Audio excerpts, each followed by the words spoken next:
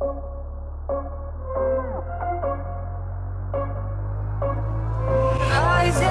with each beat of the music is ringing. We're flames in the fire that keeps burning. We're inviting the night in.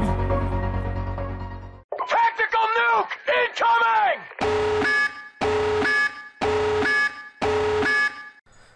Alright, how's it going everybody? This is Novakast back with another video reading Greg's really stupid book. Alright, I'm just gonna get right into this because I don't want to waste too much time on this crap. This is Onision's Reaper's Creek, Chapter 21, The Hand of God. Oh boy. Okay. In an instant, I was already where I needed to be. Location coding is rather simple. I just didn't want to take my time traveling. I now stood behind a man who looked like what most anyone would imagine God to be. A white silhouette that flickered black to white stood before me. A massive yellowish gold light beamed from around him.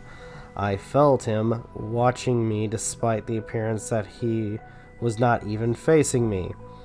There was no delay. Energy shot out of the god figure, and I immediately felt the rock in my head begin to take the blunt of his attack. The body instantaneously appeared, slamming into God in a body 5 times larger than he had before. It was too late to stop God from damaging my core existence. The attack he had jolted my head with. I was so unprepared. Collapsing on the white and yellow slabs of stone, I found God's half standing on. My vision blurred. I felt like I had to vomit while simultaneously getting the sensation that black hole within my head was sinking my mind into itself. Feel like that's an incomplete sentence, but okay. I heard a scream like I had never heard before. It wasn't coming from the body. I looked up with my failing eyes and saw God's hand explode into bloody shards for everybody or everyone to see. He had attempted to strike the body down, yet his violence turned on him tenfold without any reaction from the body. I could see God wielding a sword in his remaining hand as he reformed the other.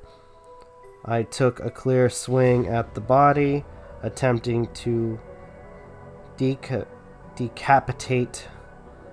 my creation. As the blade approached the body's head, God slowed until coming to a complete state of standing paralysis. His hand remained half-formed, his aura flickered like a light bulb in its last minutes. His whole body now frozen in place, as if his muscles had become cement, whatever. It was clear the body had defeated the second half of God. As I felt relief, I allowed myself to collapse completely, yet I remained conscious. I could see the body walking over to me. His thoughts, I could not feel them anymore. I could not communicate with him, and even sense his presence in the way I was used to. In his warm, giant arms, I felt myself lifted. I dangled there like a child who had just fallen from his bike. The body walked away from the second god half. I walked back and saw the frozen man begin to crumble into shards of stone, then into dust till eventually he was nothing. The body placed his hand over my eyes as I felt blood from my skull seep out of my forehead, trickling down into my ears as I remained limp in his arms. I heard popping noises and I felt my bones being pulled out of my brain where the second god had crushed them into me. With only minutes past, I was fully healed again. The body had taken me to a wooded area far from where the last god fell, placing me to a standing position. The body spoke. The first god was very informative. I quickly replied, yes, clearly you learned some deal. You handled the second like he was nothing, but the body interrupted me. The reason you can't read my mind, the reason you can't even sense me is because to defeat the first god, I had to operate in an entirely different universe of code. For once in the long time, I was completely lost. I replied, go on. The body nodded to me and continued, this world, everything we know here, it operates in a system, one program. Everything on this world is accessible by you and me, but it is also accessible by the gods. I began to understand what the body was talking about. He's going to tell me that he had found a way to prevent the gods from altering his code. The body interrupted my thoughts. What you're thinking is somewhat true, but in reality, I didn't even operate off code anymore. I am no longer a prisoner to programming. Just like that, I was completely lost again. The body continued, there is a realm of existence beyond our own, beyond the universe, beyond all we know. To put it simply, humans are the computers. As I now am to humans, the existence, or my existence, is far from more complicated than the comparatively simple lines of code you design me with. I look at the ground, feeling humbled. I replied, so what you're saying is no one here can stop you. The last god will not be challenging whatsoever, no matter how strong he is. The body smiled and replied. Only this time he spoke directly to my mind, sharing exactly what I needed to do to become like him. I immediately took advantage of the information he provided. Within seconds, I felt like my whole mind was being pulled into quicksand, and slowly after it, the remainder of my entire existence, my body, everything. Dropping to my knees, I grunted and struck the ground as if someone had knocked the wind out of me. After the initial shock, my lost sense of the body returned. I also could feel the last of the three gods stronger than before. I could feel the presence of Julie as if she was right in front of me. I knew exactly where David was, where all of my teachers were, or teachers from school were.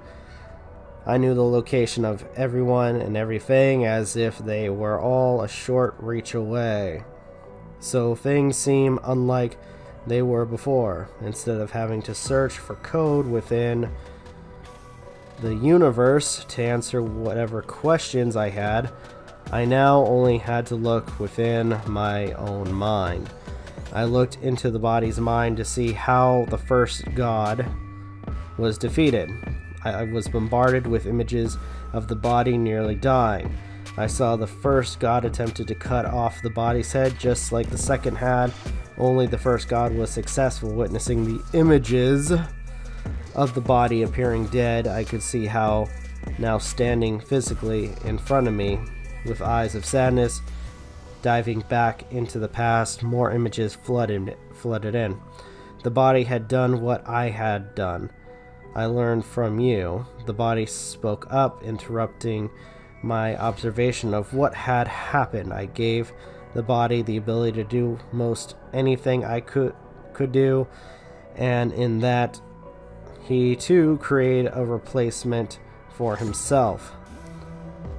Only while forming the new body, he multiplied its size and shifted his programming into a form the first god could not comprehend, and therefore could not alter or impact in any significant way. As the first god sliced every part of the original form of the body into pieces, his new shell was forming behind the unwitting deity. The first god could not detect the body, but just like I could not, without delay, the far larger form of the body crushed the first god half into sludge. The body then altered the second god's code to become divided so thinly that he could be blown away as meaningless fragments of trash in the wind. I think you could have used sand, I don't know. Or debris. I don't know. It's just trash. I don't think it would be as effective blowing in the wind. Before I could finish full absorption of all the information, the body was already up to something new. With a mere thought, he had delivered the last god to us, already paralyzed, but clearly very much so awake. Standing before us, the last god was paralyzed not just by the power of the body, but also frozen in his own terror. The body allowed God to speak. "You are punishing me, aren't you? Haven't you done enough?" God shouted. I looked at the body, cooing him to speak for me. The body smiled slightly, feeling honored. His creator wanted him to speak to God in his place, but I knew the body was very well aware that I remained humble, as he had evolved faster than even me. The body spoke. "You invented everything wrong with this world. Countless humans and other animals have been slaughtered under your watch. Children dying of cancer, mothers crying as their half-formed children fall from their bodies, innocent people drowning in your floods, burning in your fires. Tell me, God, does the devil really exist? Because I can't sense him anywhere." God laughed, and the body interrupted his laughter. "It was a rhetorical question, God. I'm well aware there is no devil. I'm well aware if there was a devil, he would have been one of the first god halves I already killed." Okay. "I'm well aware that you are a failure of your father Cole, and I know that this world wasn't even your creation, but rather a creation of the sister you murdered, the daughter of Cole, and you took her life right before the first genocide you committed against her creations." The god screamed as spit poured out of his mouth.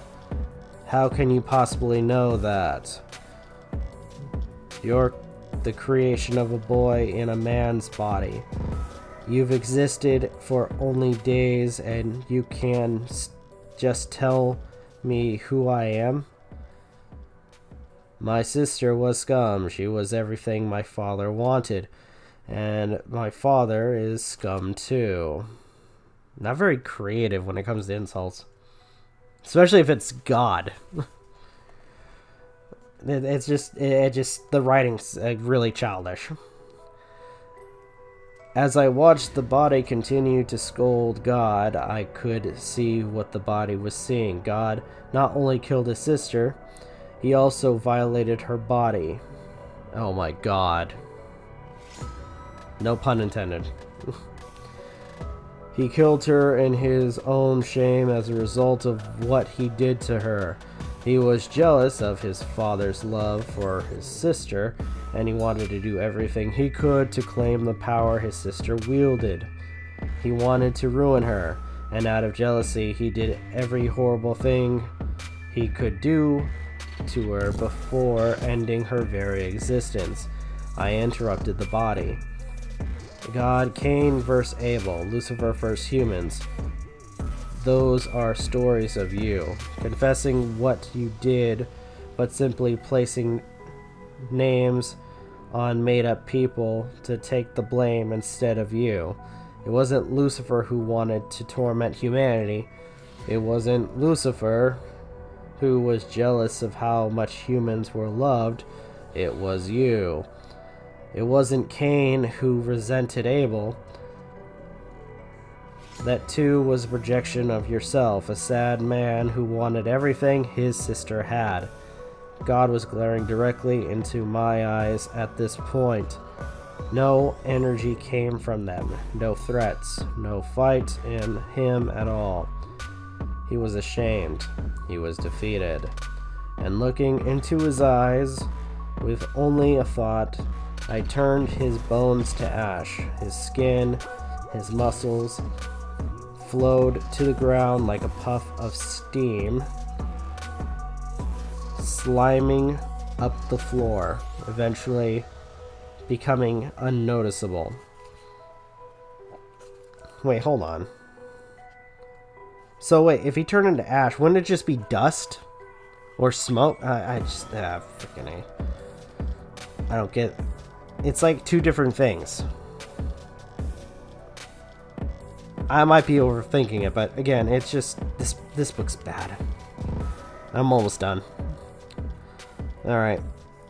Looking up at the body, I asked, "Do you know anything about Cole that I do not?" The body replied, "I know you think I might have the ability to hide something from you, but I gave that up when I made you like me.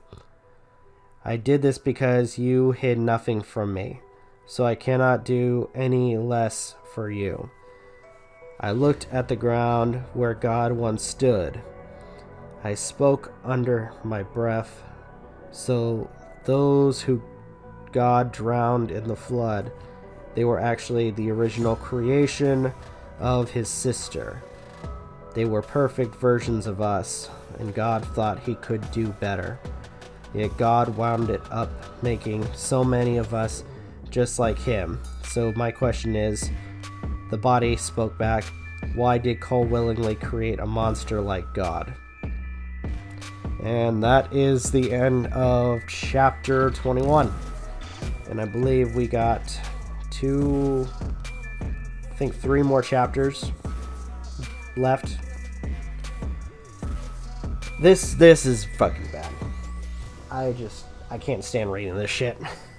But some people enjoy myself and many others reacting and reading to the book, so I'm gonna keep doing it. So hopefully you guys enjoyed my reading of this creepy fucking book. If you guys want to leave a comment, go ahead. Like, share, subscribe, all that good stuff. If you guys want to follow us on social media, links are in the description down below. We have a Discord page if you guys want to check that out, as well as check out our daily content and the weekly podcast. With that being said, this is Rob Novakast signing off. Have a good one, and take care. Peace.